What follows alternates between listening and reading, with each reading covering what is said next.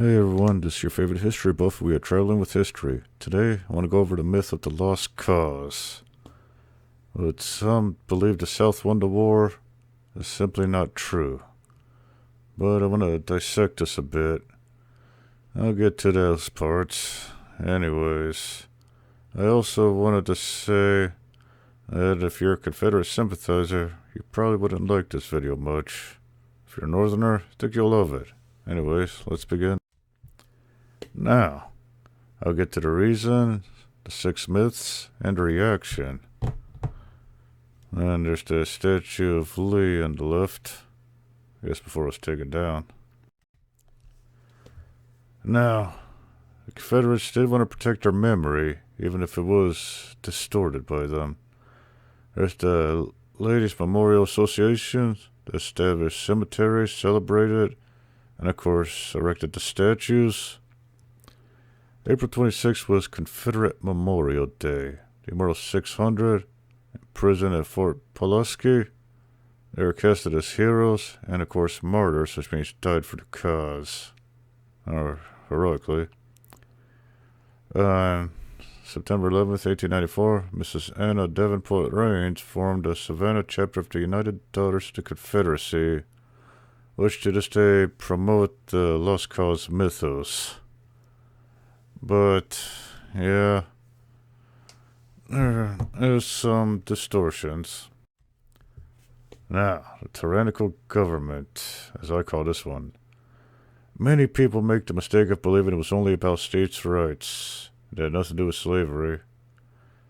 Well, as you can see when I put that in abolitionist causing rhetoric or whatnot, it is true that the North had better technology than the South, but this had a lot to do with slavery.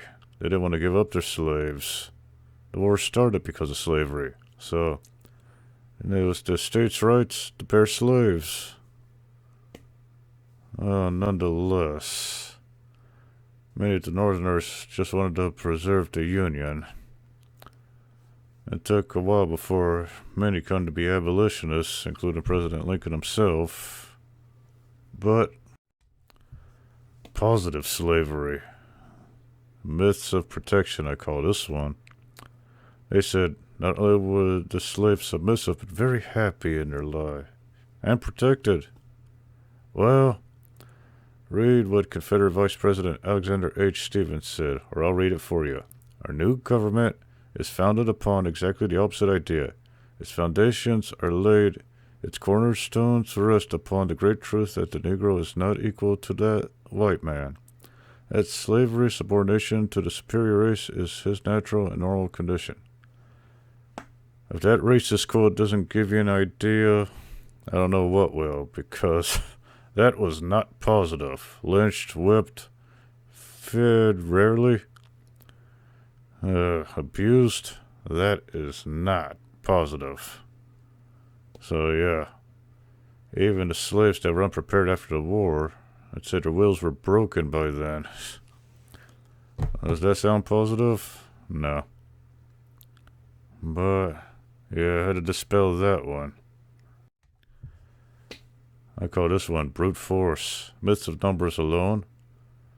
The North did have a lot more than the South, and they did have superior resources, but they're neglecting some of their impressive commanders, such as General Ulysses Grant and William Tecumseh Sherman.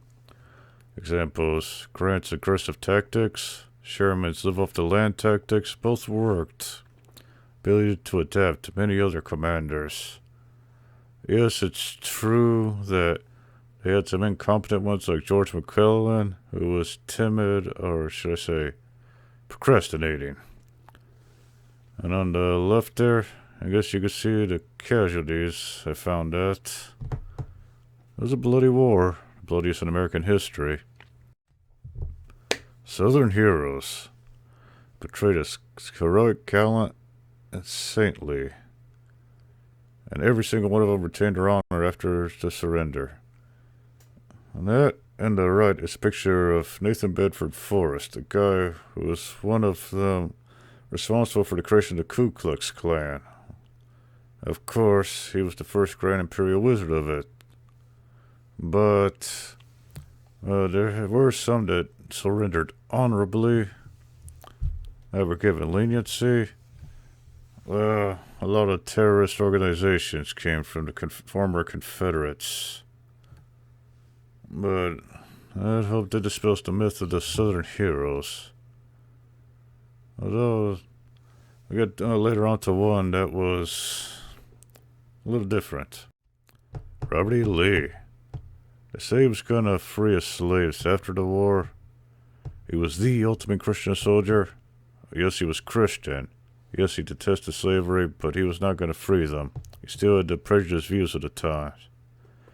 And James Longstreet was blamed for some of the biggest disasters. Oh, they all make mistakes. Now, was Robert E. Lee a great commander? He's probably one of the best in history. Did he have the views of the inferiority or superiority? Yes, he believed that whites were superior to others. So he wasn't the perfect soldier by any means. He still had the prejudiced views. James Longstreet, despite being a Confederate soldier, eventually joined the Republican Party after the war. I guess he turned some eyes from former Confederates when he changed himself. That's a story for another time. Myth of the Southern women. No, Southern white women were not perfect or pure. No woman's ever perfect. No man is perfect or pure. I wouldn't say they sacrificed more than the northern counterparts. I'd say they both sacrificed a lot. They are the ones, the Southern women, to fabricate the lost cause myths. Although memorializing was not really political at the time. Don't get me wrong. Even in some myths, there are some truths, but the North won the war. Now, how did the reactions go? Well, of course, many Union veterans, African Americans or blacks, were understandably angered by the story, because it's ridiculous. So Northerners, well, they publicly accepted it as a way to heal wounds left by the war. I guess I understand. Some people to this day will accept the lost cause as the truth, but it's more myth than anything. I don't like to offend people, but the truth is the truth. If you want my reaction or opinion on statues and flags, put them in a museum. People need to remember this history so they know what not to repeat. I want to thank everyone for watching this video. Like and subscribe if you enjoyed it. Ding the bell if you want more. And for those who hated the video, try to act mature about it. I don't want to have to delete some hateful comments, now would I? Anyways, bye-bye now.